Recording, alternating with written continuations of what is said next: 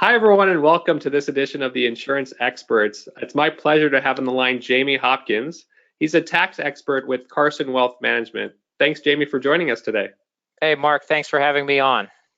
So, tell us a little bit about your background. How did you get into the insurance space, the tax space? Yeah, absolutely. So I'm an attorney by trade. I know, I'm sorry, and started off actually in private equity and worked for a company that did acquisitions of chemical companies. Then clerked in the appellate division, and there I worked on a bunch of ERISA cases. Actually, even worked on a part of Bernie Madoff's case, and then did some of my own estate planning work, and then ended up at the American College teaching for about 7 years. And there, kind of traditional life insurance education, CFP, then RICP, retirement income planning, and then just recently joined Carson Group and Creighton University's business school within the last 8 months in 2019, start of the year. Very cool. So, the professor became the practitioner, it sounds like.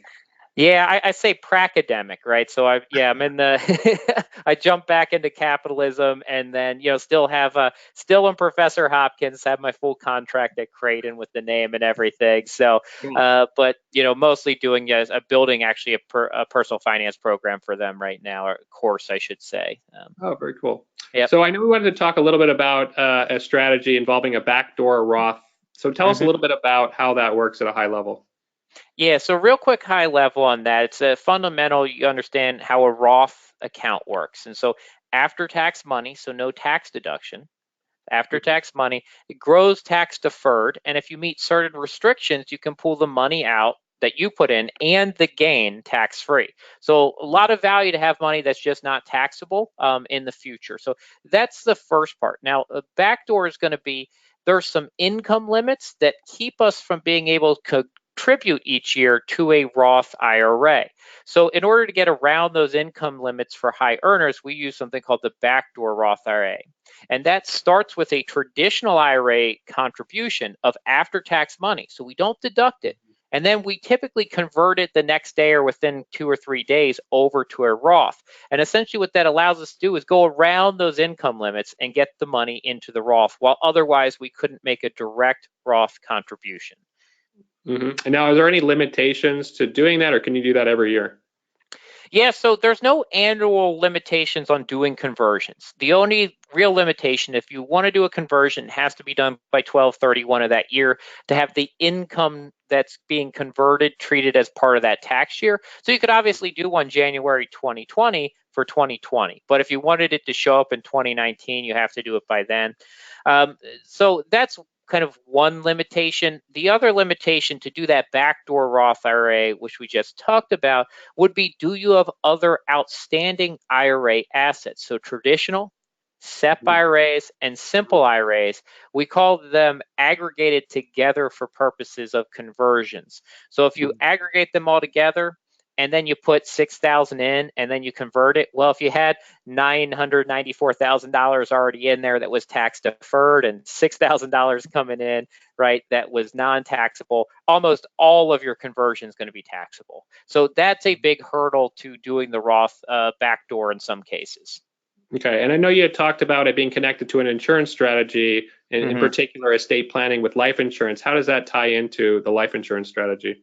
Yeah, absolutely. So we actually worked on a client case study here not too long ago who actually had a $60 million Roth IRA. And I thought that was like the coolest thing. I heard it and I was like, I'm going to work on this one.